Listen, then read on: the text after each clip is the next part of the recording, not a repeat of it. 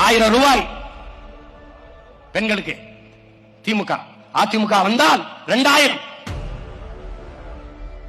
பெண்களுக்கு இலவச பேருந்து. அதிமுக ஆட்சிக்கு வந்தால் ஆண்களுக்கும் இலவச பேருந்து.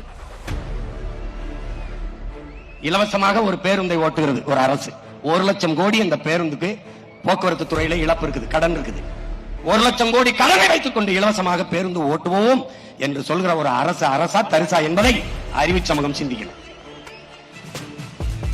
இப்ப ஆணுக்கும் பெண்ணுக்கும் இலவசம், ஆனால் ஓட்டுநருக்கும் நடத்துனருக்கும் சம்பளம் இருக்கா இல்லையா? அது எங்க இருந்து வரும்? இதுக்கு எரிபொருள் எந்த காசுல நிரப்புவ? புதிய பேருந்து எங்க இருந்து வாங்குவ? இந்த பேருந்து பழுதானால் சீரமைக்க காசு எங்க இருந்து எடுப்ப? எப்படி? சகிக்க முடியாத மின்கட்டண உயர்வு. அப்புறம் எப்படி மின்துறைக்கு 1 லட்சம் கோடிக்கு மேல இழப்பு? எப்படி நட்டம் வருது?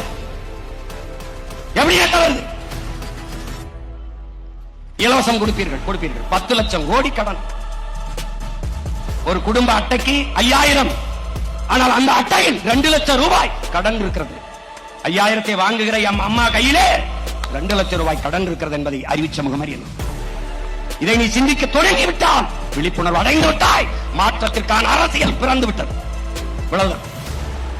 புதியதொரு தேசம் செய்வோம், மக்கள் புரட்சியால் அதை உறுதி செய்வோம். நமது சின்னம் விவசாயி. ஓட்டு பாருங்க ஓட்ட, அப்புறம் பாருங்க நாட்ட.